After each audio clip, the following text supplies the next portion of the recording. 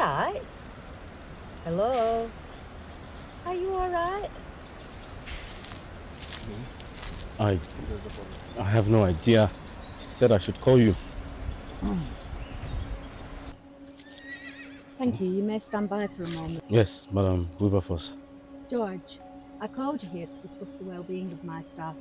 I do not understand what is going on these premises. These premises? I saw a man badly injured today. Today?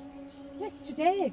What makes him any different from the rest? I thought I made myself clear that no one under my authority should be treated any differently. Who did that to him? Was it Charles? Was it Bright? Well, I have no idea, ma'am. I made the man the same way when I came to the court this morning. I demand an explanation. But then say something. Madam Wilberforce, it's his people that did this to him. His people? What do you mean, his people? Yes, Madam Wilberforce. Why? How? Well, it is because of his tribal marks. His tribal marks? Yes, his tribal marks. But don't they all have them?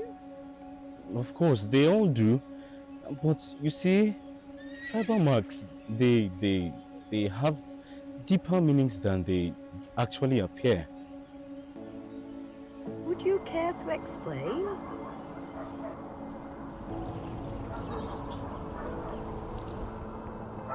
Tribal mark, a symbol bold, carved in youth for a story to be told, a heritage of strength and grace, worn with pride from the birthplace. Akanji was born in a place where tribal marks weren't just skin deep. They were a language, an identity. These marks, carved on their cheeks, were symbols of pride, representing heritage, bravery, and beauty. For those who wore them, they were like hidden maps that told of one's origins. A piece of Africa engraved in flesh, as timeless as the earth beneath their feet. Each tribe had its own unique pattern, a distinct beauty in every cut. The people believed the marks united them while distinguishing them. They formed a bond among those who shared them and a respectful boundary for those who bore different designs. For these marks told stories that no voice could fully express. With pride, Akanji bore the marks of his tribe, Oyo, called Abaja. 4 horizontally drawn lines with 2 or more vertical lines standing on the topmost horizontal line. It is a symbol of his people's resilience and history, and whenever he left his homeland, he carried with him the pride of his heritage, and his journey was always filled with warmth and hospitality wherever he went. The sight of his marks would bring smiles, nods of respect, and gestures of kingship. It was as if his Oyo markings would bridge any divide.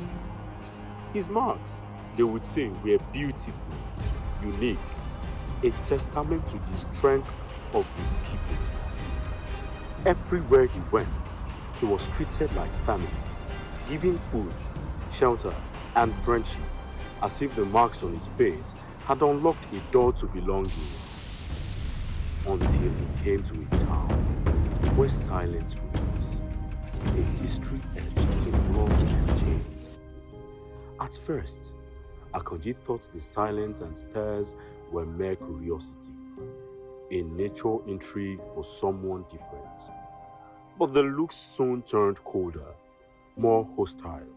Strangers began to avoid his gaze, and doors that once seemed open now shut firmly in his face.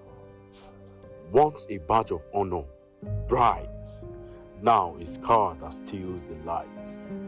He walks among them, filled with fear, their hearts hardened, their thoughts unclear. He felt the whispers around him, a language of disdain spoken in silence. Though Akanji knew nothing of the hatred they harbored. Akanji tried to explain he was only passing through, that he bore them no ill will. But his words fell on deaf ears. His face had already spoken for him, and they refused to see beyond the marks. The men grabbed him roughly and dragged him through the streets as people looked on with silent approval. They beat him, stripped him of his belongings, and treated him like a prisoner in a land he barely knew. He wondered if their hatred for his marks was born of a story told long before he was born.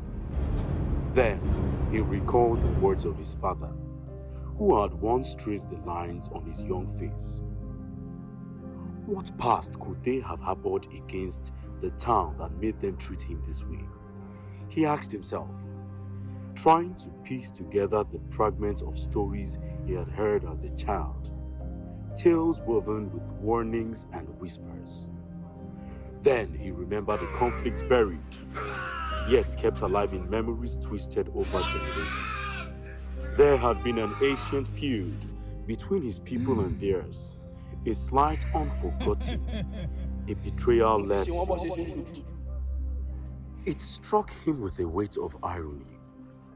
The marks on his face didn't just identify his lineage, but also evoked a history of blood and broken alliances, one he hadn't lived but was now forced to endure.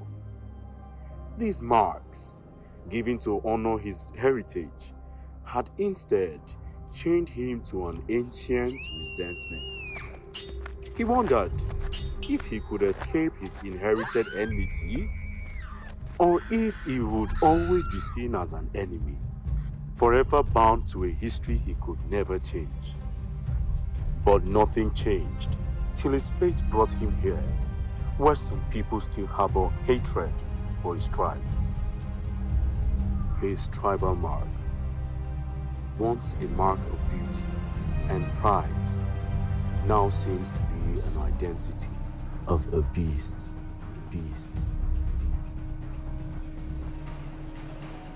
So what was the conflict about? The Kiriji War? What started the war? Tell me about it.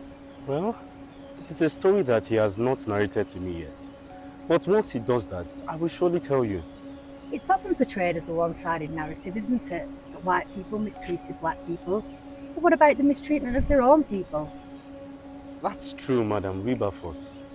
Mistreatment isn't just a white issue. It is deeply embedded in our histories too.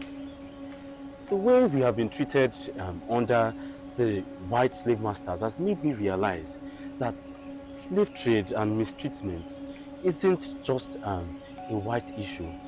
I mean, our kings and chiefs sold us for things that hold no real value for the advancement of the African society.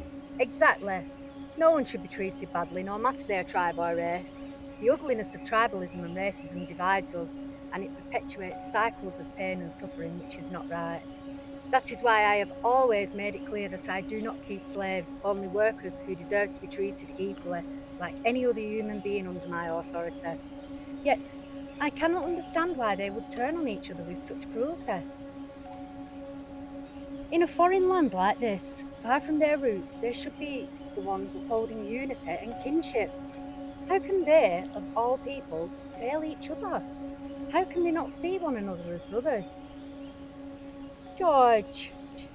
Yes, madam. Gather everyone in the courtyard. I need to speak with them all, to make them understand. But first, bring the man to me. I need to hear the rest of his story. I must understand fully before I can reach their hearts.